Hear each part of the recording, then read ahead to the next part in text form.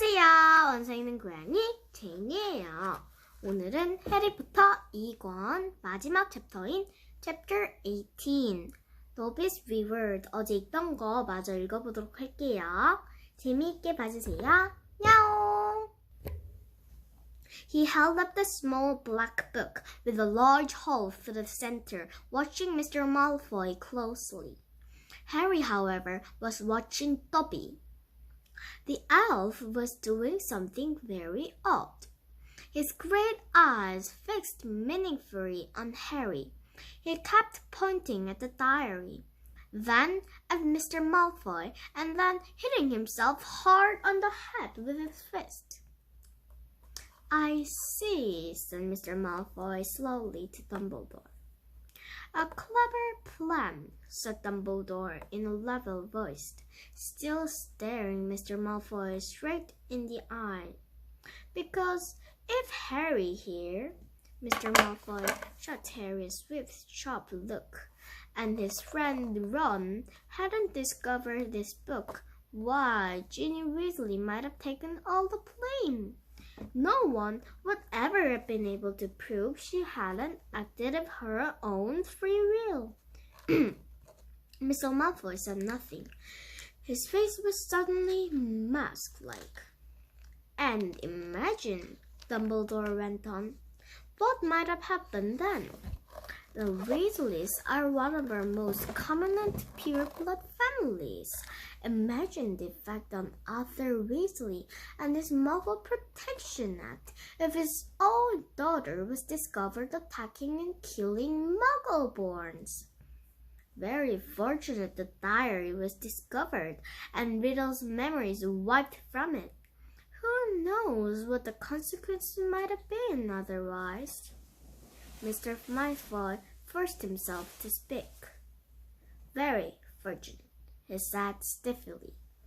And still, behind his back, Dobby was pointing, first to the diary, then to Lucius Malfoy, then punching himself in the head.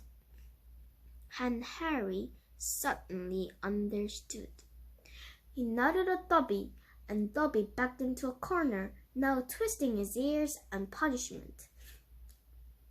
Don't you want to know how Ginny got hold of the diary, Mr. Malfoy? Said Harry. Lucius Malfoy rounded on him.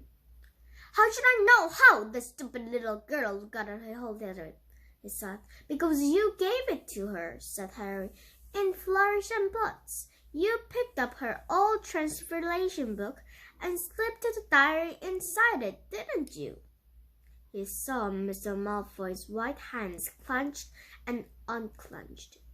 To prove it, he hissed. Oh, no one will be able to do that, said Dumbledore, smiling at Harry. Not now Riddle has vanished from the book. On the other hand, I would have advised you, Lucius, not to go giving out any more of Lord Voldemort's old school things. If any more of them find their way into innocent hands, I think Arthur Weasley's, for one, will make sure they are traced back to you. Lucius Malfoy stood for a moment. Harry distinctly saw his right hand twitched, as though he was longing to reach the wand. Instead, he turned to his house elf. We're going, Dobby. He reached over the door. As the elf came hurrying up to him, he kicked him right through it. They could hear Dobby squealing with pain all the way in the corridor. Harry stood for a moment, thinking hard. Then it came to him. Professor Dumbledore, he said hurriedly, can I give the diary back to Mr. Malfoy, please? Certainly, Harry, said Dumbledore calmly. But hurry, the fist, remember. Harry grabbed the diary and dashed out of the office. He could hear Dobby's squeals of pain receding around the corner. Quickly, wondering if this plan could possibly work, Harry took off one of his shoes, pulled up his slimy, filthy sock, and stuffed the diary into it, and he ran down the dark corridor.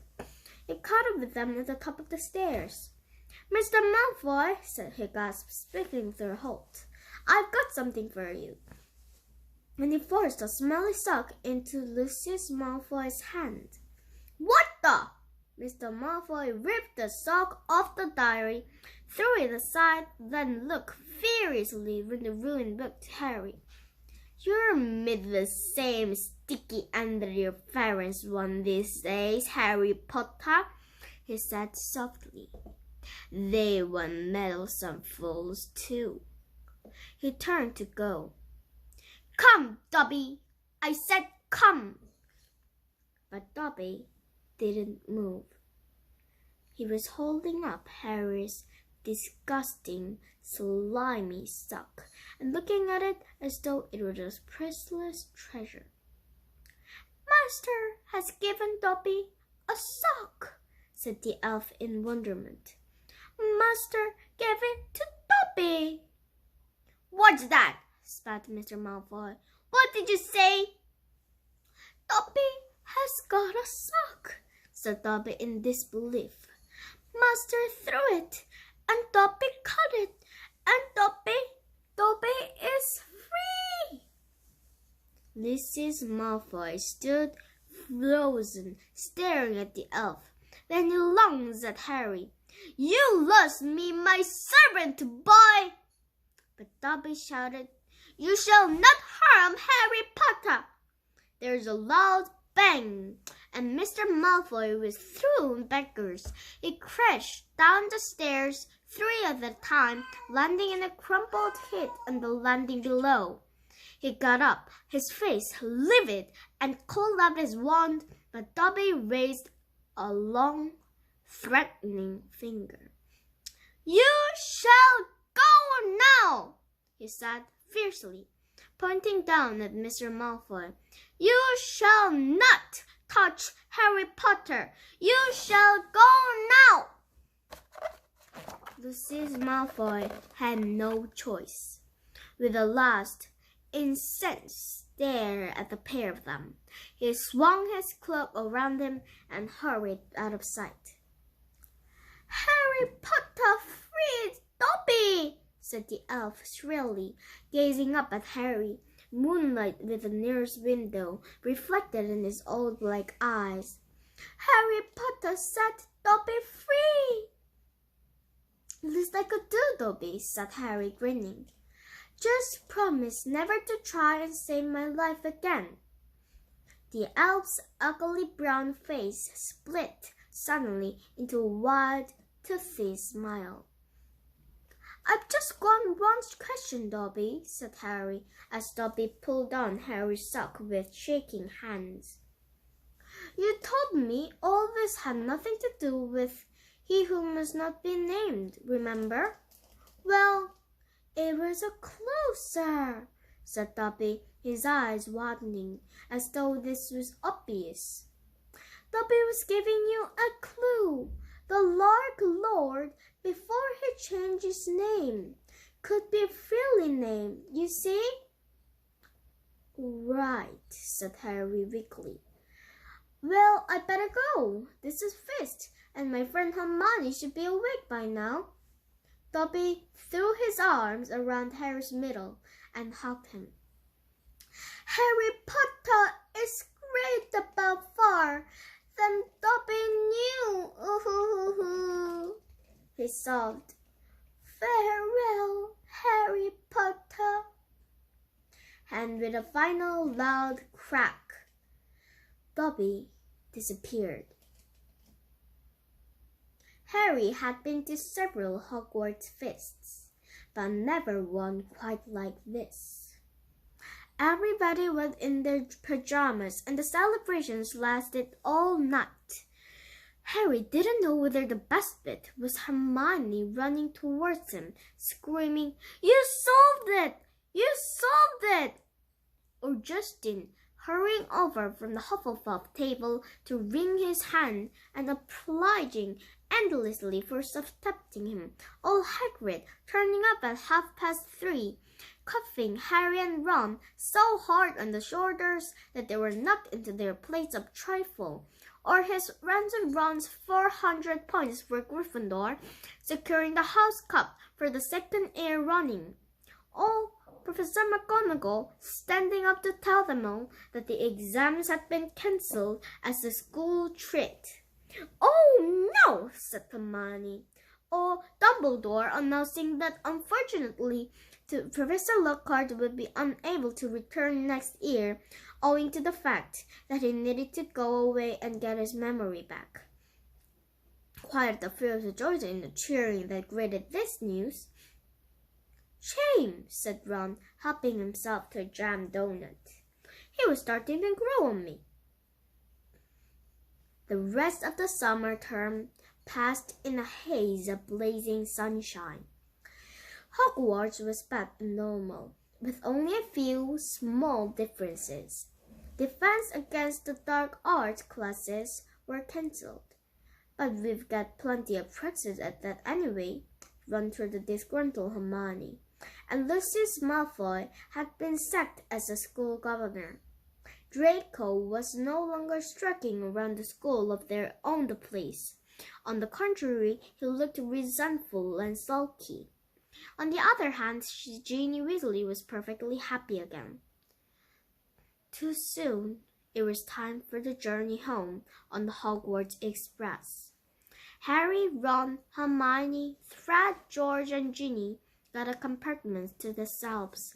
They made the most of the last 2 hours in which they were allowed to do magic before the holidays. They played Exploding Snap, set off the very last of Fred and George's filibuster fireworks, and practiced disarming each other by magic. Harry was great at it. There was almost a king's cross when Harry remembered something. Ginny, what did you see Percy doing that didn't want you to tell anyone? Oh, that, said Ginny, giggling. Well, Percy's got a girlfriend. Fred dropped the stack of books on George's head. What? It's the Ravenclaw prefect, Penelope Clearwater, said Ginny. That's who he was writing to all last summer. He's been meeting her all over the school in secret. I walked in on them kissing in an empty classroom one day, and he was so upset when she was, attacked. She won't tease me, will you? She said anxiously. Wouldn't dream of it, said Fred, who was looking as if his birthday had come early. Definitely not, said George, sniggering. The Hogwarts Express slowed and finally stopped. Harry pulled out his quill and a bit of parchment and turned to Ron and Hermione. This is called a telephone number, he told Ron, scribbling it twice, tearing the parchment in two and handing it to them. I told your dad how to use a telephone last summer. He'll know. Call me at the Dursleys, okay? I can't stand another 2 months with only Dudley to talk to. Your aunt and uncle will be proud, won't they? said Hermione as they got off the train and joined the crowd thronging towards the Enchanted Barrier. When they heard what you did this year. Proud, said Harry. Are you mad? All those times I could have died and I didn't manage it, they'll be furious. And together they walked back through the gateway to the Muggle world. 지금까지 해리포터 2권이 끝났어요. 그러니까 해리포터 3권에서 다시 만나요. 안녕!